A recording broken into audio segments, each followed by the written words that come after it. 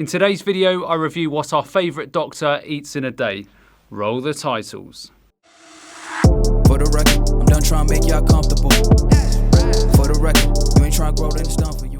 Hey everyone, welcome back to the channel. As always, just a quick reminder that I'm now offering the SIBO, organic acid, stool tests and consult via my website. So if you have any health or digestive problems, then consider taking these tests, as they will provide a lot of very detailed information upon which you can start making informed decisions and then start getting your health back on track. And on that bombshell, to the video. Now, I'm sure he needs no introduction to most of you, but Dr. Mike is a medical doctor with nearly 6.5 million subscribers. So as Dr. Mike has a lot to say about most diets out there, let's see what he himself eats on a daily basis.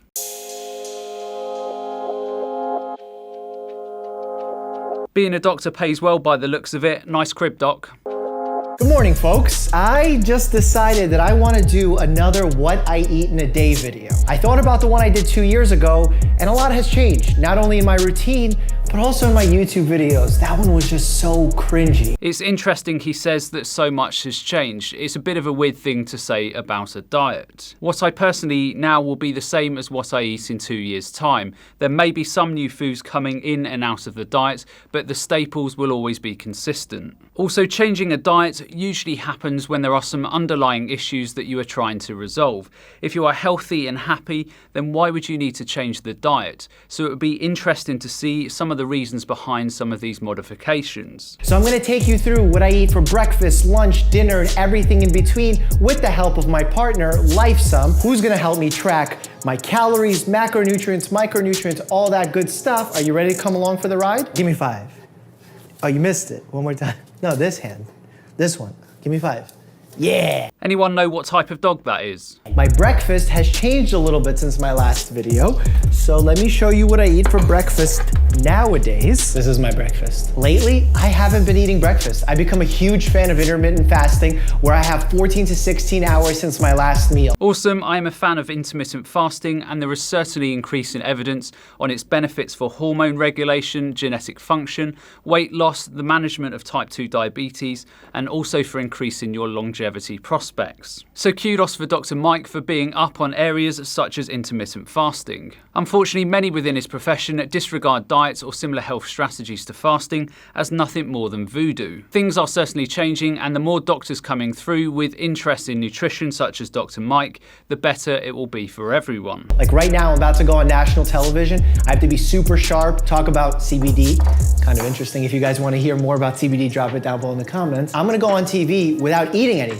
I feel sharper, I feel more engaged, and this is consistent with some of the leading research that's showing intermittent fasting can be a good idea. Now, it's not right for everybody, and I don't recommend you start it without chatting with a doctor first. Again, bit of a strange statement to make. If you were having breakfast at 6:30 in the morning and then you go on TV a couple of hours later, why would you not feel sharp? On top of that, a slightly amusing comment about speaking to your doctor about intermittent fasting. Well, I do agree that if you're on any medications, then you need to make sure that you discuss any dietary changes such as intermittent fasting with your doctor. But come on, Dr. Mike, how many doctors will be able to hold down that conversation with their patients? Fresh cup of tea is ready to go. As I told you in my hot tea video, you don't want to drink anything that's above 140 degrees Fahrenheit, so I do let it chill for a little bit before I take a sip. Gives me a nice little boost with a tiny bit of caffeine instead of that caffeine kick that I get if I'm drinking a cup of coffee. I need that sometimes, but not most mornings, especially when I'm going on television. I don't want to look crazy. No love of green tea in the morning, and it's certainly quite refreshing to not see a lemon water combo that we always see on YouTube.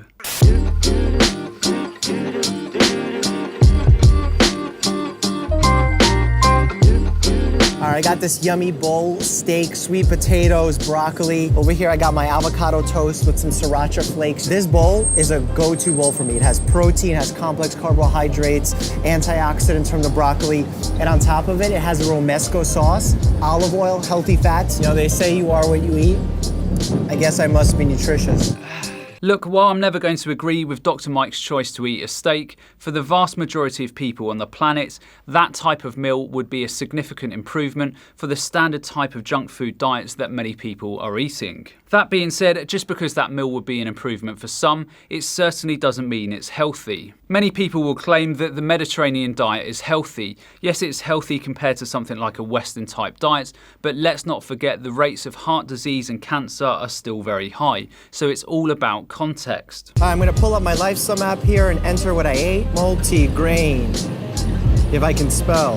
Toast, guacamole, single potato, steak, grass-fed. So for lunch, I've already had 773 calories, which is really close to my 800 goal. The only thing is my sodium is quite high. That's because I'm eating out. There's a lot of sauces, there's a lot of sodium in there. I'm gonna cut myself a break on this one meal and go 200 milligrams over. In the grand scheme of things, that nutrition is all okay, and there is not too much more that you can say about it, other than the fact that that steak is an absolute unnecessary in that meal. The nutrition in that meal could have easily been achieved from whole food plant-based sources. All right, I'm about to grab my favorite post-workout snack. It may surprise you. I'm not a huge fan of post-workout shakes because they make me feel bloated. So I get some berries and mango. This is like really good. Fiber, sugars to get that insulin kick after your workout. And then the magic sauce, boom, boiled whole eggs. A lot of people don't like these because they think they're tasteless.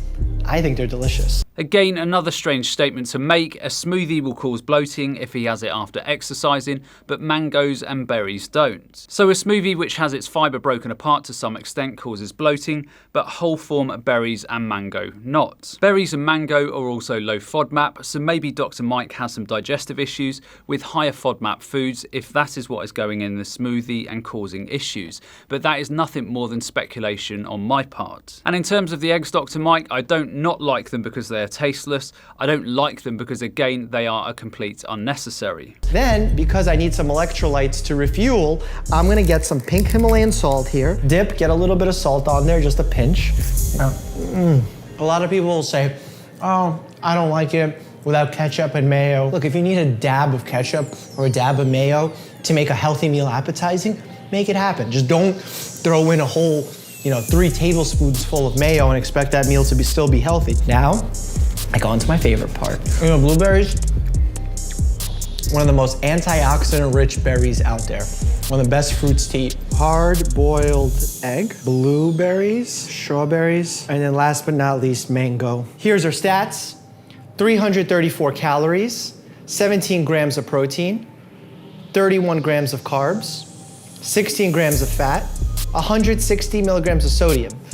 Pink Himalayan salt again is not necessary, and you can easily get your electrolytes from your food. And yes, I would agree with Dr. Mike, if you have to add a sauce to something to make it more palatable, then just make it a healthy sauce. So by this stage, Dr. Mike is nearly at 700 milligram of cholesterol with those eggs and the steak he had for lunch. Considering Mike's profession hand out statins to control cholesterol like they're going out of fashion, then it's strange that Mike didn't acknowledge the universal guidelines on cholesterol. The American Heart Association says that each additional 300 milligrams of dietary cholesterol consumed per day was significantly associated with higher heart disease risk. The American Heart Association also states that you should try eating no more than 1 full egg per day in order to keep your cholesterol intake low, but you can definitely have eggs as part of a healthy dietary pattern. Now again, this is one meal in isolation, so it's all about context, but it's certainly often useful to clarify these points, otherwise his viewers may be led into believing that 3 eggs a day on a regular basis is a healthy addition to the diet.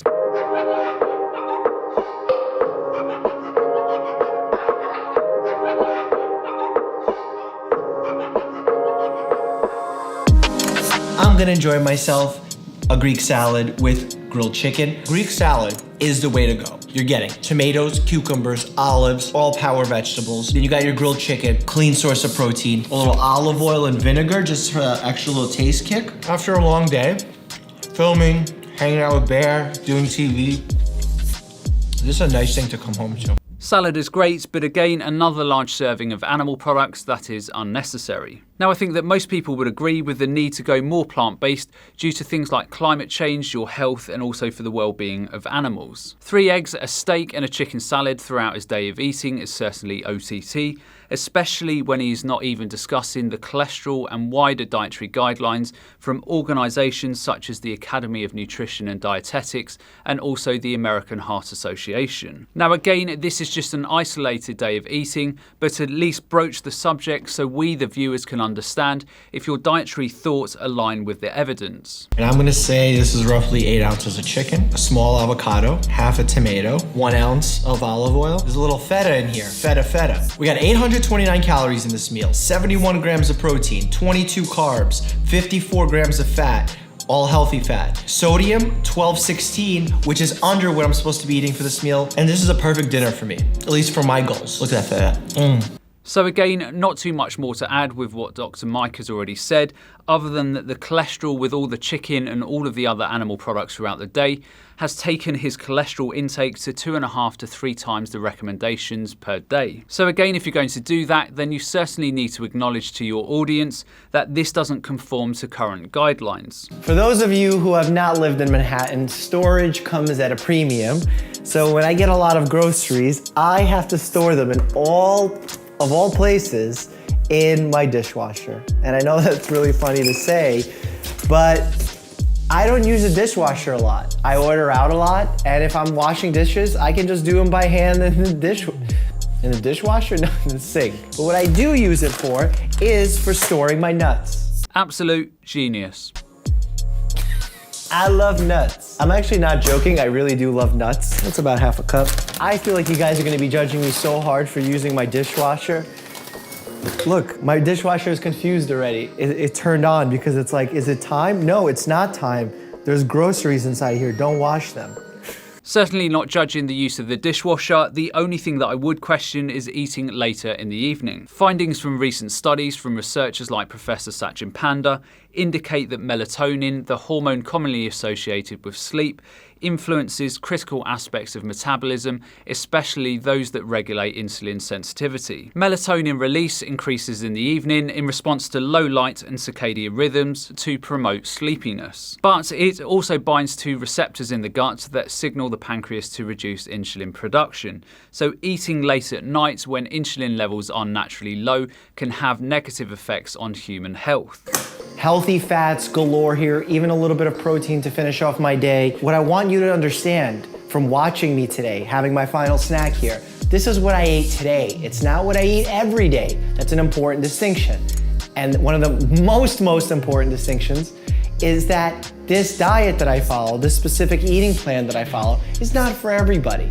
Now, it's what works for me, it's what I'm eating right now. That may change, but again, nutrition has to be individualized. It's different from person A, from person B, and even person C. I bet you didn't expect I was throwing person C in. I like the caveats that Mike put in there about that this is an isolated day of eating, and I would certainly agree with that. But the comment that we are all different and therefore we all need to eat differently is always bizarre when I hear it. How often do you see one chimpanzee eating one dietary pattern and another chimp a completely separate way of eating? We have species-specific diets, and while there is an element of genetic variability that may shape specific foods, the diet as a whole has and will always be plant-based. I'm 49 calories over, which means that I'm right in the right spot for calories. I underate my proteins just a little bit, but I overate fats. That's gonna happen on a day-to-day variance. Remember, this is what I eat in a day today, not what I eat every day. There's gonna be some variation. A really simple takeaway for you: decrease the refined sugars,